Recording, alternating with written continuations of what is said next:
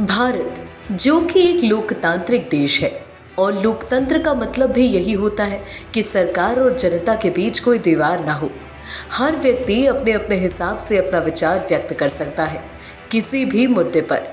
लेकिन क्या सच में लोग लोकतंत्र का सही इस्तेमाल कर रहे हैं या फिर इसका गलत फायदा उठाया जा रहा है? जिसके मन में जो आ रहा है वो बक रहा है। कोई भारत के टुकड़े करने की बात करता है तो कोई पैगंबर के अस्तित्व पर सवाल खड़ा करता है। लेकिन उनके छोटे छोटे बयानों से समाज पर काफ़ी असर पड़ता है और समाज दो धड़ों में बंट जाता है। तो भैया इसी बयानबाजी और फेक खबरों को प्रकाशित करने के आरोप में दिल्ली पुलिस ने सोमवार को ऑल्ट न्यूज़ के सह संस्थापक मोहम्मद जुबैर को गिरफ्तार किया। जुबैर के खिलाफ सोशल मीडिया पर सांप्रदायिक अशांति फैलाने का आरोप है।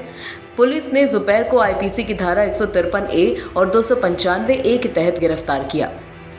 आपको बता दें, पत्रकार मोहम्मद जुबैर भारतीय जनता पार्टी के पूर्व नेता नुपुर शर्मा और साधुओं को नफरत फैलाने वाले कहने के बाद चर्चा में आए थे।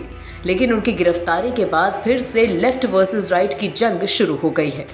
खुद को फैक्ट चेकर बताने वाले मोहम्मद जुबैर के समर्थन में वामपंथी गिरोह भी सामने आ गया है। ट्विटर पर #FreeZubairNow का हैशटैग भी ट्रेंड कर रहा है।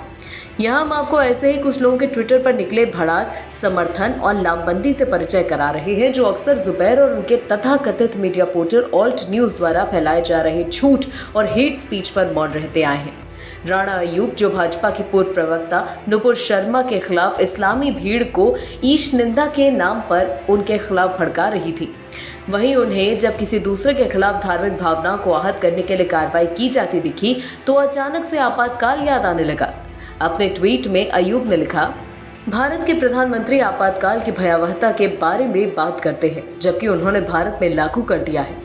तो वहीं इंडिया टुडे के संपादक राजदीप सरदेसाई ने ANI को रीट्वीट करते हुए मोहम्मद जुबैर के समर्थन में लिखा, तो मोहम्मद जुबैर जिसने हेट स्पीच के कई मामलों को उजागर किया था, अब उन्हें खुद हेट स्पीच का आरोप लगाकर गिरफ्तार किया गया है। यहाँ तक कि जिन लोगों का उन्होंने खुलासा किया उनमें से कई खुलेआम घूमते हैं। Chilling effect. कांग्रेस नेता शशि थरूर ने लिखा, भारत की कुछ फैक्ट चेकिंग सेवाएं, विशेष रूप से ऑल्ट न्यूज़, जिसने दुष्प्रचार से भरे हमारे पोस्ट राजनीतिक वातावरण में कई खुलासे किए। जो भी कोई अपराध करता है वो हर झूठ का पर्दाफाश करते हैं।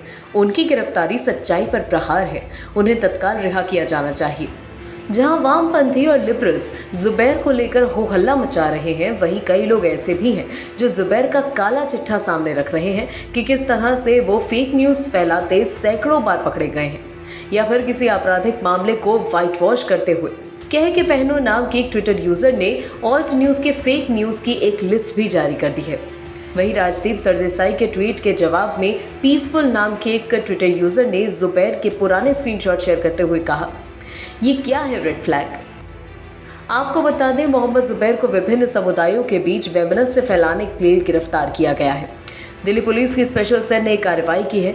उस पर धार्मिक भावनाओं को ठेस पहुंचाने का आरोप है। दिल्ली पुलिस ने मोहम्मद जुबैर के खिलाफ आईपीसी की धारा 153 और 295 के तहत केस दर्ज किया है। इस धारा के तहत किसी भी वर्ग के धर्म या धार्मिक विश्वासों का अपमान करके उसकी धार्मिक भावनाओं को आहत करने के इरादे से जानबूझकर और दुर्भावनापूर्ण काम करने पर एक्शन लिया जाता है। हालांकि अब देखना होगा कि राइट वर्सेस और लेफ्ट की ये लड़ाई कहां तक जाकर रुकती है। ब्यूरो रिपोर्ट, जनहित टाइम्स।